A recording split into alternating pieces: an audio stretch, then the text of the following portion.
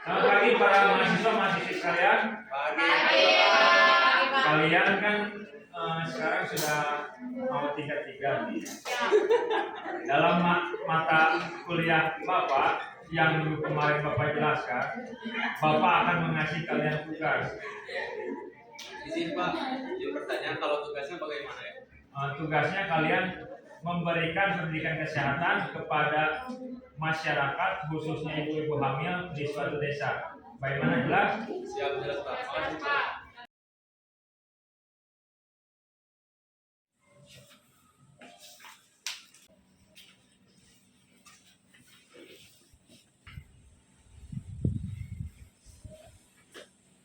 Selamat siang, Ibu. Selamat siang. Maaf, Ibu, kami mengganggu waktunya sebentar. Kami mahasiswa dari Stikes Rumah Sakit Tustira, dan kami diberikan tugas oleh dosen kami untuk memberikan pendidikan kesehatan mengenai gizi kurang seimbang kepada ibu hamil. Mohon maaf, Ibu, sebelumnya kita boleh lihat ini nggak data ibu hamil sama data ibu hamil yang gizi kurang seimbang? Oh baik, sebentar ya, saya akan kumpulkan datanya terlebih dahulu. Oh baik, Bu, terima kasih. Baik, saya sudah mengumpulkan. Jadi data paling tinggi untuk gizi tidak seimbang adalah Desa Citayam. Baik, terima kasih, Bu.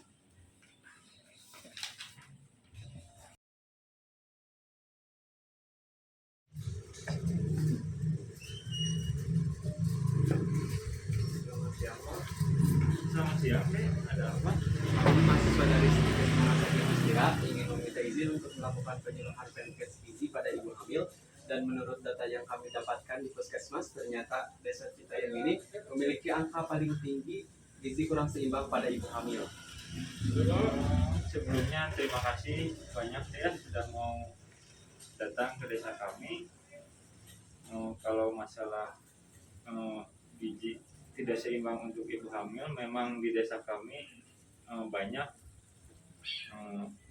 Terus baru bagaimana? Kalau untuk tempat dan waktunya, kira-kira paling bisanya kapan ya Pak? Oh, mau mengadakan penyuluhan ya? Iya, Pak. Mungkin bisa nanti hari Sabtu. Adik-adik bisa pergunakan aula desa, masalah pengumpulan warga, biar nanti tanggung jawab saya yang menentukan. Baik, terima kasih Pak. Terima kasih, Dek. Assalamualaikum warahmatullahi wabarakatuh. Waalaikumsalam warahmatullahi wabarakatuh. Salam sejahtera untuk kita semua. Terima kasih untuk keluarga saya Desa Citayam ini yang rela hadir pada siang ini untuk mendengarkan penyuluhan dari adik-adik kita ini yang dari mana mereka berasal dari Stikes Rumah Sakit Tustira. Alhamdulillahnya masih ada yang peduli kepada kesehatan warga, khususnya desa yang saya pimpin ini. Mungkin waktu dan tempat kami persilakan untuk adik-adik, silakan memperkenalkan diri dan saling bercerita.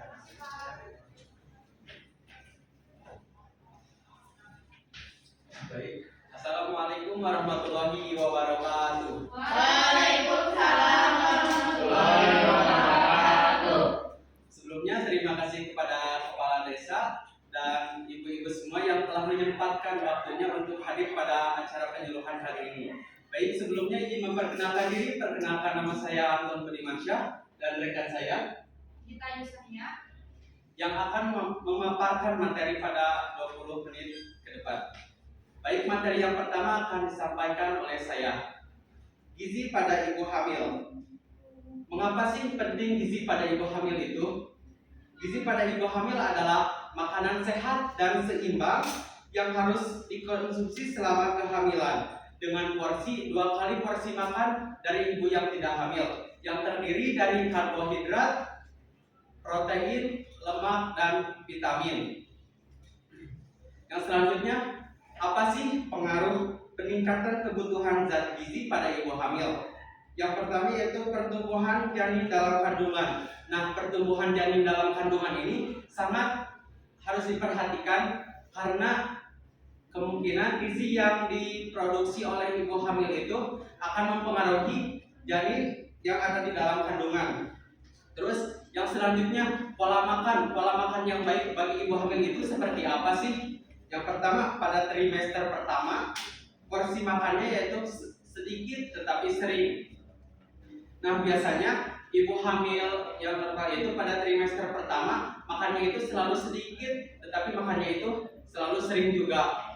Selanjutnya trimester kedua sama seperti trimester pertama, makannya sedikit tetapi sering, tetapi meningkatkan porsi makan terlebih ke lauk yang bersumber proteinnya yang tinggi.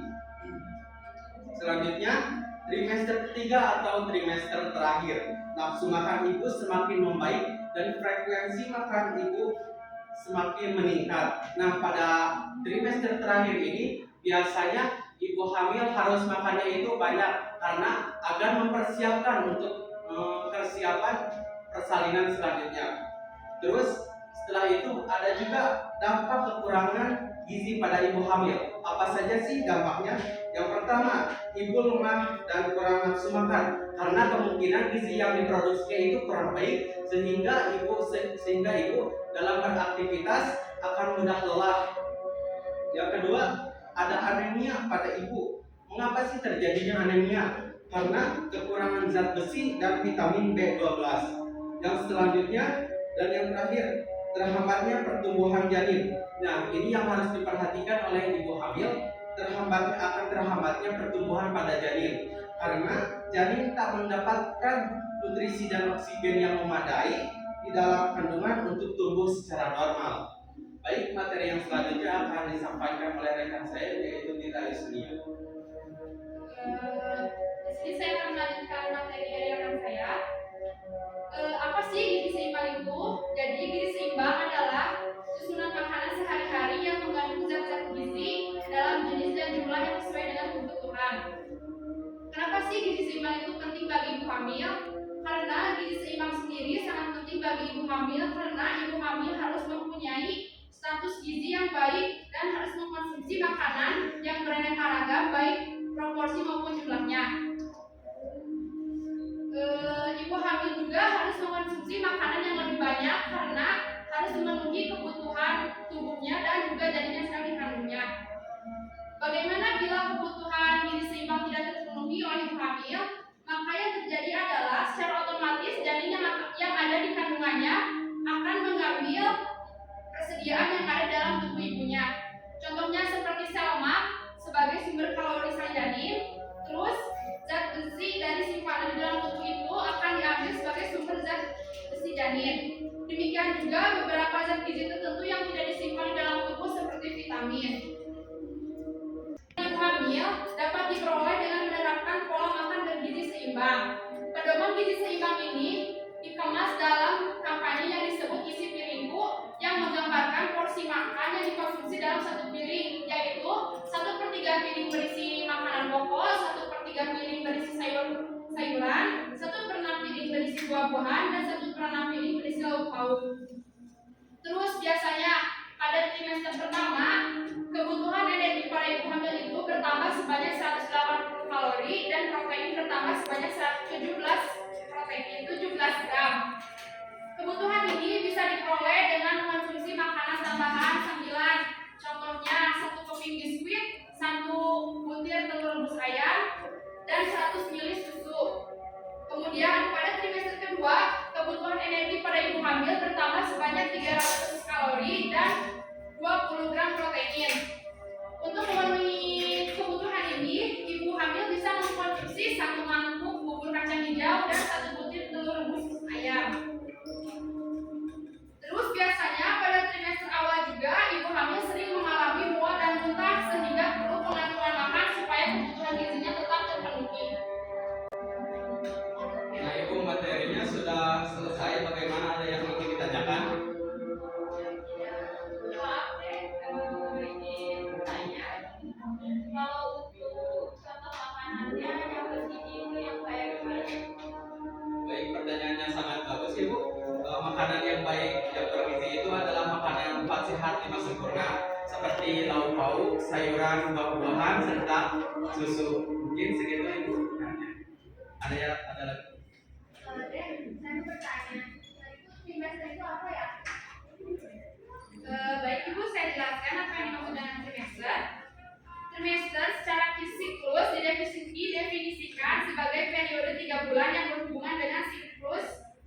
kehamilan. Pada trimester ini dibagi 3. Yang pertama, trimester awal kehamilan dimulai pada hari pertama haid terakhir dan berlangsung hingga akhir minggu ke-12.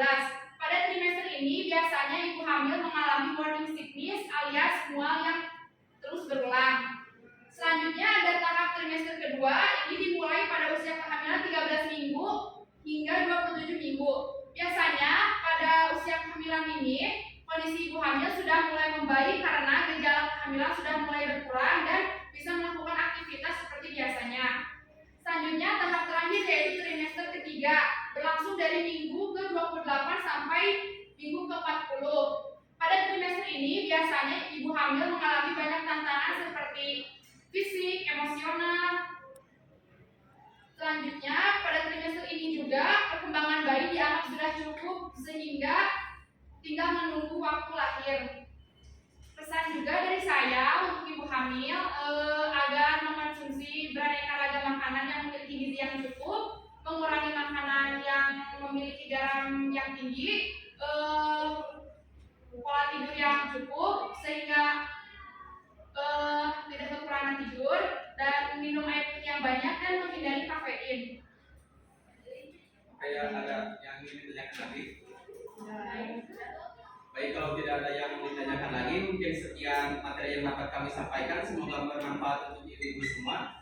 Sekian, wassalamualaikum warahmatullahi wabarakatuh. Waalaikumsalam warahmatullahi wabarakatuh. Terima kasih untuk adik-adik, adik Anton dan adik kita ya. Semoga yang adik-adik sampaikan itu bermanfaat untuk kita semua.